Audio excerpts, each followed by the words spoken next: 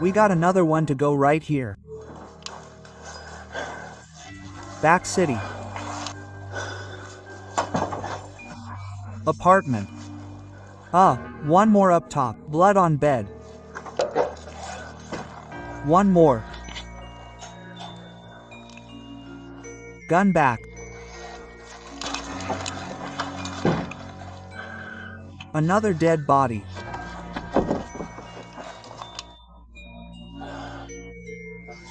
On January 4, 2023, in the quiet calm of the town of Enoch in the state of Utah in the United States, the police switchboard suddenly receives an unexpected emergency call. On the other end of the line, a visibly worried woman is worried about her close friend Tocha, 40, who is supposed to meet her for an appointment but disappeared without warning. Her voice trembles. She begs the police to go check on her home, convinced deep down that something is wrong.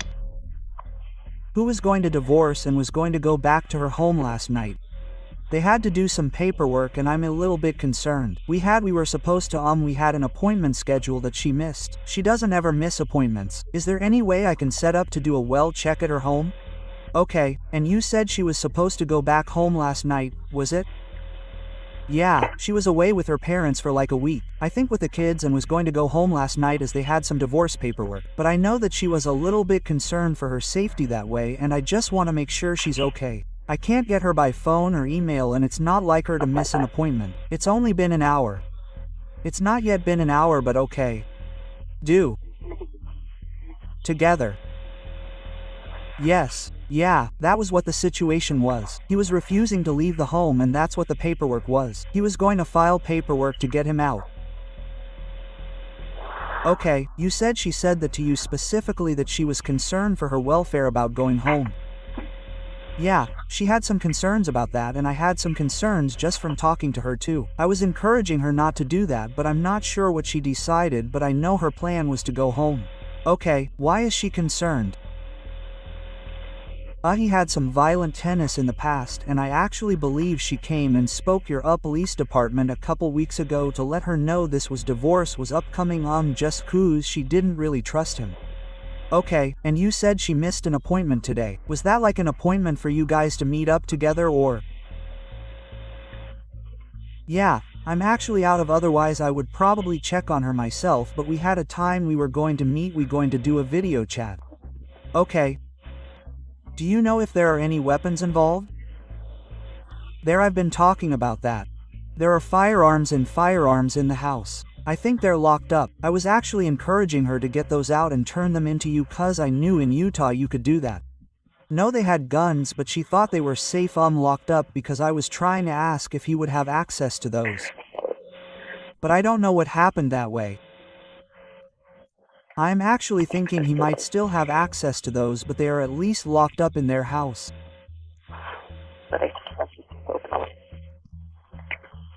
Michael, 42, and Tatcha, 40, were once considered the epitome of a happy couple. They had married on May 10, 2003, and had shared nearly 20 years of life together, with 3 children and a seemingly peaceful existence. But over time, cracks began to appear. Tocha gradually discovered that her husband was not only jealous, but also exerted a stifling control over her. Michael would regularly search his wife's phone, tablet, and even her private messages, obsessed with the idea that she might cheat on him or gossip about the family. These constant checks turned into a real psychological hold.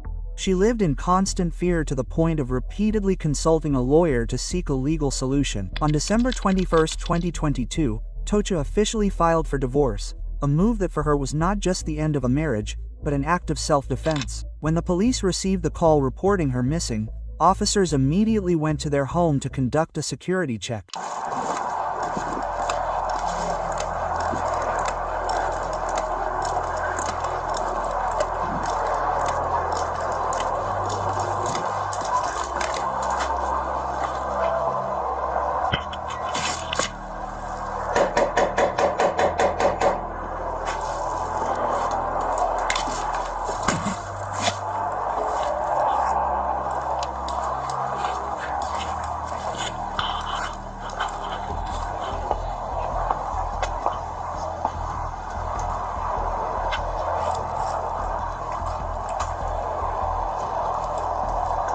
The officers knocked on the door several times. The noise echoed through the silent street, but inside there was no sound, no response.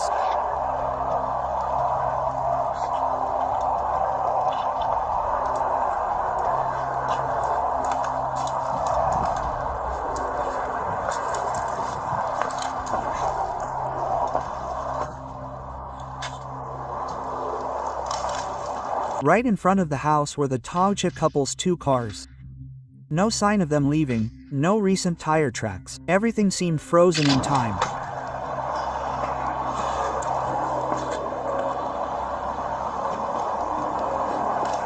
Sensing the situation was becoming increasingly worrying, the officers contacted a close family friend, the only one who had the key to the garage. As soon as the door opened, a blast of icy air and a dead silence filled the room. Every police instinct told them that they were about to discover something horrible.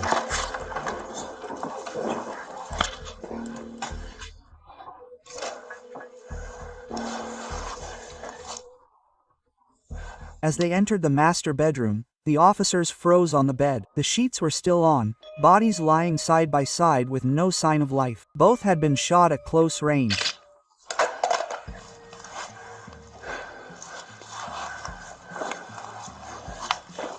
Seer 6W3 prioritize this channel. I have 2 deceased on the bed. Going to clear the house. C. City Police Department. Anybody in the home, make yourself known. I'm going to clear this room.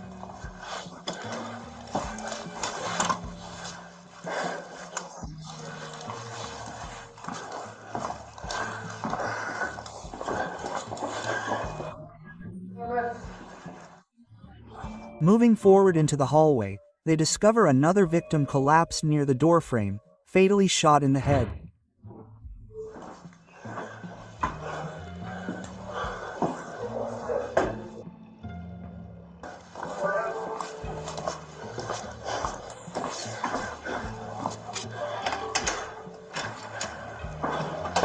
Where have you gone?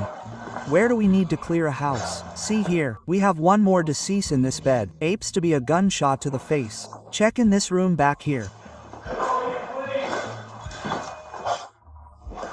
Wanna see making good?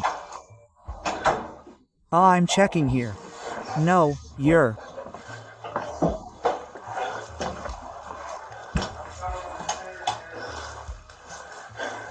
Back.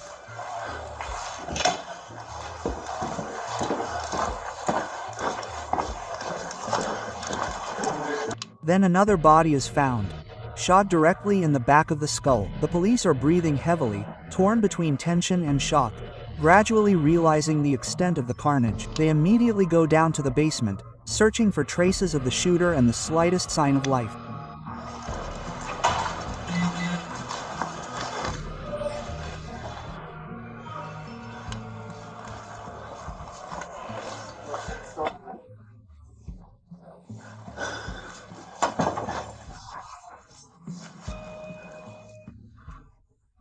In the cellar, the beams of flashlights cast a shadow over a dust-covered bed. There, the officers discover a 5th body.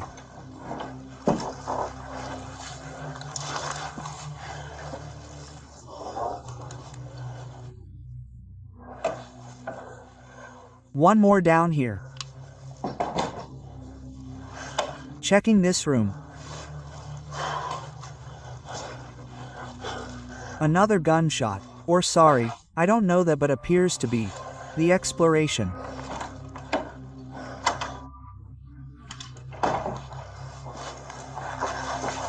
Continues and another body is found, the 7th. Like the previous ones, he was killed by a bullet in the head.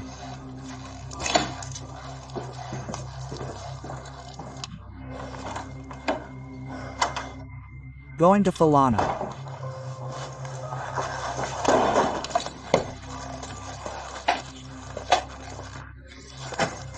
That way left opening.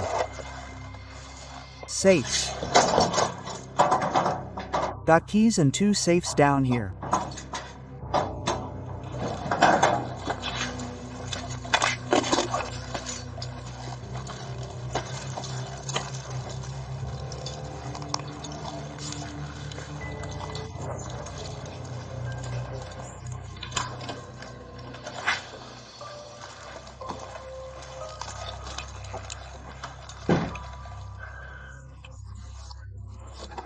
Finally, they discover an 8th body, that of Michael himself. The man already known for his violent tendencies, is now lying on the ground. He ended everything with his own weapon.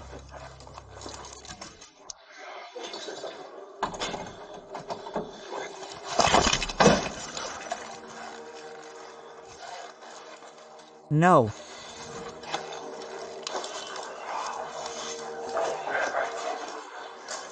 Say premies is clear.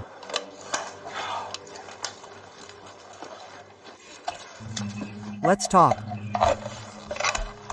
I'm just letting dispatch know the house. Okay, hold on. Don't come in. Nobody go upstairs and don't let everybody. Hey, stay out.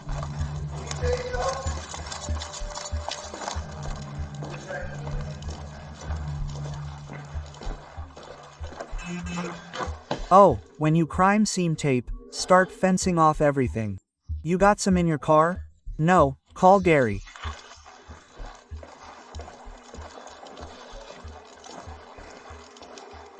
C606. Can you notify the county?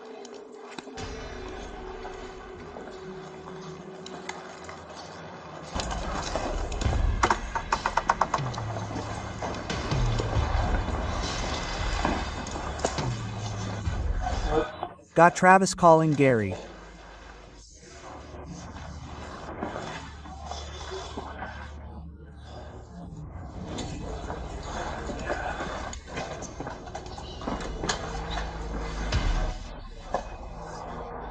Once the scene survey is complete, the police confirm that there are a total of 8 victims in the house. Michael, 42, his wife Tocha, 40, Jel, 78, Tocha's mother, and 5 other family members. The investigation completely rules out the possibility of outside intrusion. The sole perpetrator of the massacre was Michael. All the victims were shot at point-blank range without any sign of struggle or resistance, revealing a cold, methodical, and premeditated act. The tragedy is believed to have occurred in the morning or midday when Michael shot his family one by one before turning the gun on himself. The gun used was legally registered in his name in accordance with UTA state laws. In the phone seized at the scene, the police discovered several secretly recorded videos the day before the tragedy. These images reveal a tormented mind, trapped in an obsession for control that had lasted for years.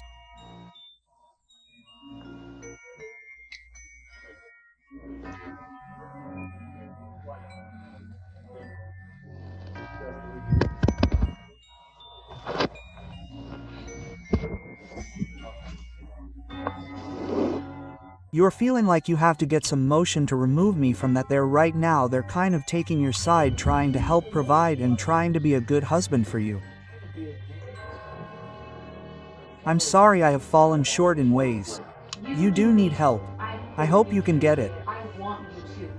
I want you to. I told you I deserve to be treated so much better. Tolerate. You have shut those down every time. I don't have a voice, Mike. I will have freedom. According to relatives, before the tragedy, Tocha had confided that Michael had removed all weapons from the house. The relieved family believed that the danger was over, but in reality, he had kept at least one, the one that weeks later would end all his lives. After killing his wife, his mother-in-law and 5 other family members, Michael left no note or farewell letter. On January 13, 2023, the bodies of Tocha, his mother and the other victims were buried together in a single ceremony. Michael's name was never mentioned. His funeral was organized separately as a symbolic boundary between the victims and the one who destroyed everything. The case has shocked the entire United States, particularly in Utah, a deeply religious and conservative state where domestic violence is often hidden behind a facade of moral virtue. Governor Spencer Cox called the tragedy unspeakable, while local authorities rushed counseling teams to schools to help students cope with the trauma. Thousands of people took to social media to express their anger and sadness. Many believe the tragedy was not an accident but a tragedy waiting to happen, the result of years of control, isolation, and ignored warning signs. Michael is described as a control-obsessed man who monitored his wife's phones, restricted his children's freedom, and cut them off from the outside world, all the while refusing to admit any wrongdoing. Under this constant pressure, the family gradually lost all sense of security, trapped in a vicious cycle of tension, reconciliation, and renewed violence. Since 2020, this pattern had become a psychological trap that no one could escape. When Tocha filed for divorce, it was the only way for her to regain her freedom. But for Michael, it was a collapse. For a man obsessed with control, losing power means losing his identity. Many commentators have pointed this out. This tragedy is not just the tragedy of a family, It is a mirror of a society. It reveals our prolonged silence in the face of psychological violence and its forms of invisible domination that slowly destroy human relationships. The police officers present that day still describe the smell of death, the heavy silence and the icy cold that reigned in the house. An almost unbearable memory. Even the most seasoned had to undergo psychological counseling after the events. One of them confided, "Every time I close my eyes, I see that house again, its bodies and that stifling silence that will never go away." Enoch's tragedy is not just a family tragedy. It is a mirror that reflects our limitations in understanding violence and control in human relationships. Following this case, we not only feel the pain of the victims, we also realize a chilling truth. Sometimes, silence is a form of guilt. In the United States, the right to own a gun is considered a fundamental freedom. But this freedom, without the awareness and responsibility that should accompany it, can turn into a double-edged sword capable of wounding the one who wields it. In France, the law places greater emphasis on preventing domestic violence. Even without firearms, there are other invisible bullets, those of control, manipulation, and psychological fear. Two societies, two legal systems. But the same question remains: how can we protect human beings from what they love? Perhaps the lesson is that we must have the courage to listen and act before silence also becomes complicity. What do you think of this event? Have you ever seen a similar case? Let's discuss it together in the comments below. Thanks for watching our YouTube video.